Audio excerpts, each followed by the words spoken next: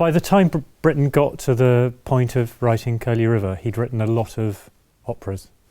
So he'd written a sort of, I wouldn't say exactly a cod grand opera, but he'd written a sort of, his idea of a grand opera in Peter Grimes, and Peter Grimes has entered the repertoire because it fits the category of opera, and it can go on opera stages easily.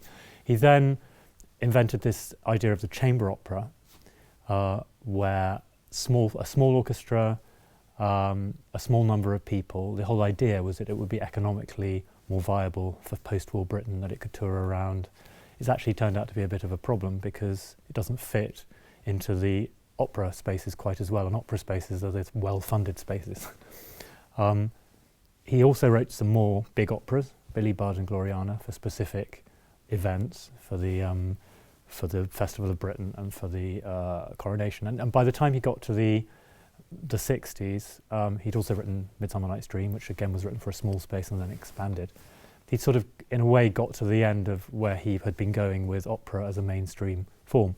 Britten was fascinated, I think, by the idea of composing outside the boundaries of the normal. There's a famous letter he wrote to Hans Keller. Hans Keller had been saying, why can't you compose more string quartets and compose some symphonies and piano concertos? And he said, well, you know, I compose what I want to compose, and some of the best things I compose may be in strange genres. So for me, something like Ceremony of Carols is one of the great masterpieces. It's a piece that's ended up being for boys, choir and harp. That's not a mainstream, that's not sort of a Beethovenian piece.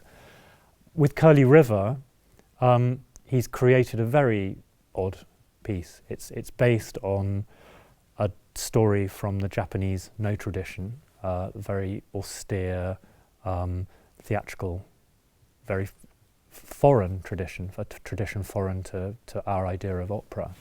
It's been, in inverted commas, Christianized. The story from the Japanese story has been taken out of a Japanese context and been set in East Anglia, of course, in the Fenland. And it's a ritual, really, more than it's an opera. The story is told 3 or 4 times in the course of the piece. It's a story about a woman who's lost her son and goes looking for him. She's gone mad because she's lost him, and at the end of the piece she finds him, but he's dead. But she's released from the horror of the grief she has been suffering. So there's no suspense because we know what's going to happen, and we're told it again and again and again. And it's a sort of as I say, it's a ritual. It's a purification. And it's one of his greatest masterpieces, I think. And but it's difficult to find a place for it because it doesn't fit into the normal run of what happens in our funny classical music world. I'd wanted to do Curlew River for ages because I liked doing Britain, and there'd been lots of plans to do it with all sorts of people over many, many years, and it kept bouncing back and forth and things kept not working. And eventually Angela Dixon, who at that stage was running the classical music at the Barbican, came up with an idea of doing it with a director I didn't know called Nisha Jones, and it turned out to be one of the best things I've ever been involved in dramatically, and one of the things I'm most proud of as a performance. It was a production that involved video, it involved being very close to the audience, it involved being in an actual space in London, in St Giles Cripplegate, in various spaces we found when we went on tour with it. We went to the States, we went to the East, to Taiwan. We went to the Perth Festival. I think an important part of it was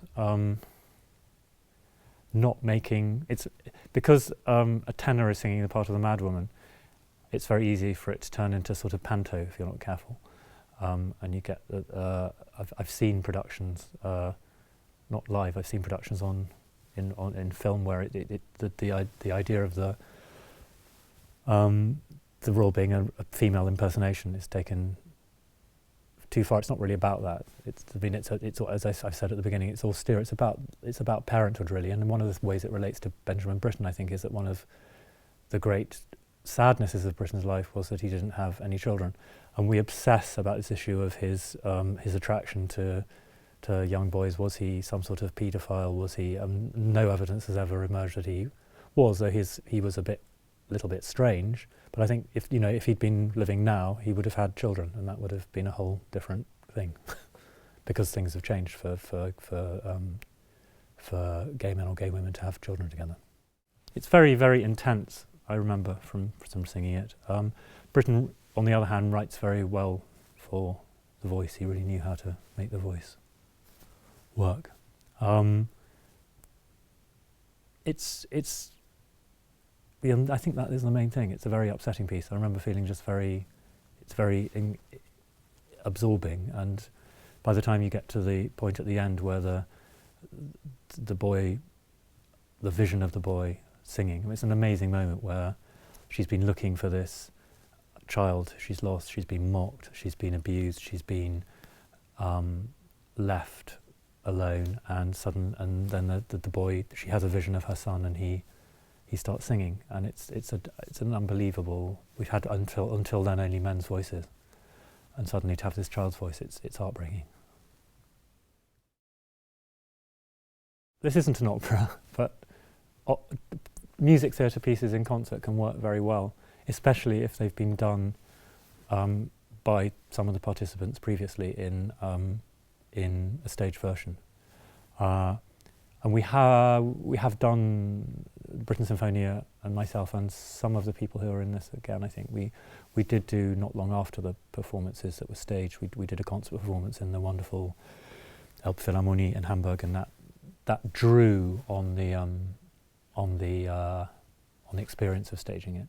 Audiences go into concerts with a different expectation. The sort of level of concentration is maybe different, and not more or less, but just different.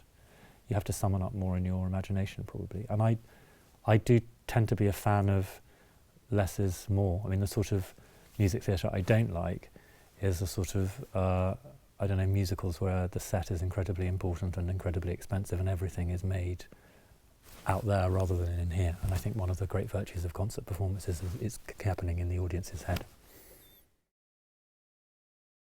Well, for me, Britten he's the greatest post-war composer. I mean, he wrote in particular genres. He didn't write a lot of symphonic repertoire. He didn't write any symphonies, strictly speaking. I mean, he wrote Spring Symphony, but that's really a choral piece. So I suppose it's interesting talking. My children are 19 and 13, and they sort of take it for granted. And when my daughter maybe that's because they live in a Britten household, but when my daughter lists her sort of top 5 composers, one of them is Britten, and she's just been in Death in Venice covering a role, and she's endlessly listening to Death in Venice because it's spectacularly well made, meaningful, modern music, and I think as all the sort of musical conflicts of the 20th century fall away, that will become clearer and clearer. But there are sort of bizarre historical facts. We're supposed to all think Boulez is the great genius. Boulez would not in a million years have touched Benjamin Britten, because he would have considered that to be somehow naff. Well, I think in 100 years' time, maybe a few pieces of Boulez will be played, but loads and loads and loads of Britten will still be being played. Because he made music for people, and this is something he was very conscious about. Music should be useful, and that's a great thing.